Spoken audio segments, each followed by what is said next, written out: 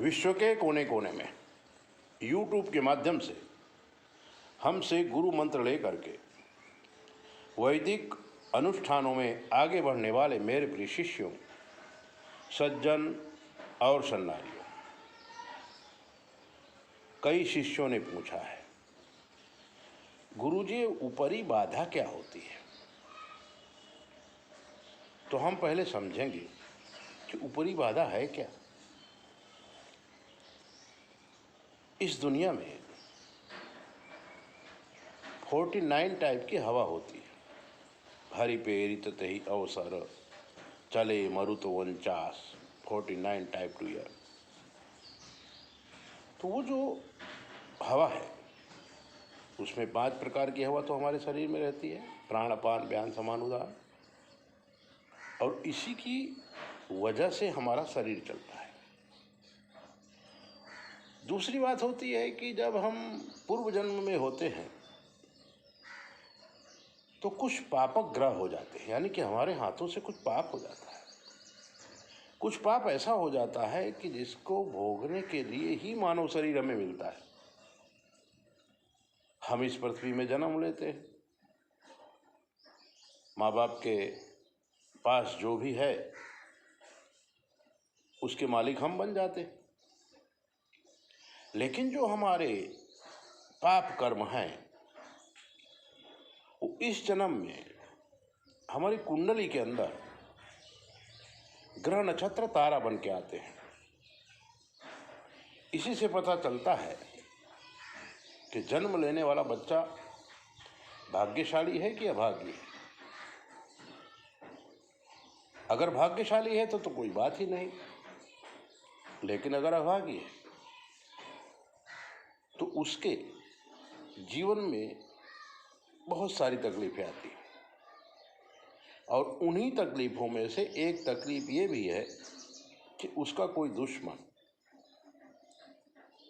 जो पूर्व जन्म के संस्कारों से सना हुआ है। तो ये जो प्रेत रूपी हवा है, जो डाकनी शाकनी रूपी हवा है, जो रोग रूपी हवा है, जो दुख रूपी हवा है, वो हवा इसकी बॉडी में घुस जाती है क्योंकि जगह होती है, और वो परेशान रहने लगता है। अनेक रिपोर्ट निकलवाता है, डॉक्टर कहता है कुछ नहीं है, दवा लागू नहीं होती है। ज्योतिषियों के पास जाता है, मांत्रिकों के पास जाता है, तांत्रिकों के पास जाता है, लेकिन उसका जो निराकरण है वो पूरा नहीं हो पाता है। और कोई कोई तो ऐसा भी कह देता है कि इसको भूत लगा हुआ है। जब हमने सारी चेकिंग की और डॉक्टर कहता है आपको कोई रोग नहीं है, लेकिन जो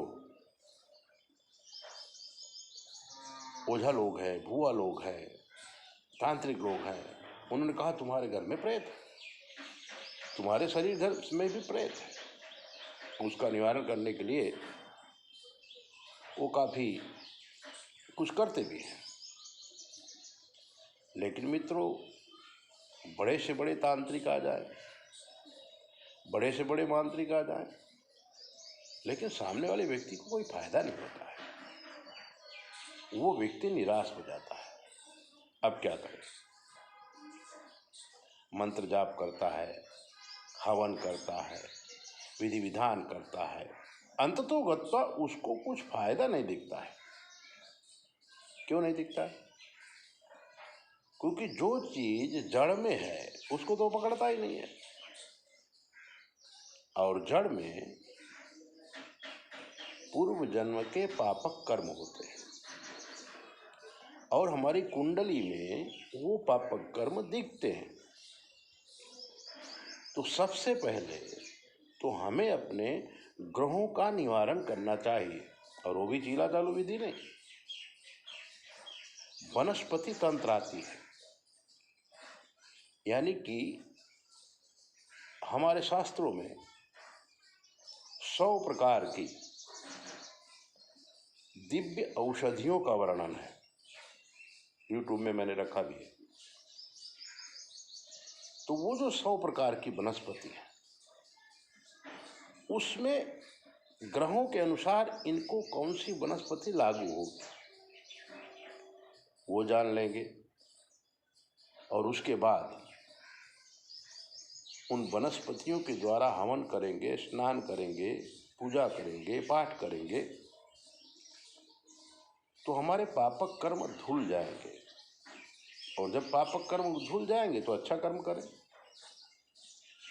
और ये प्रोसेस थोड़ा लंबा है, धीरे धीरे चलता है,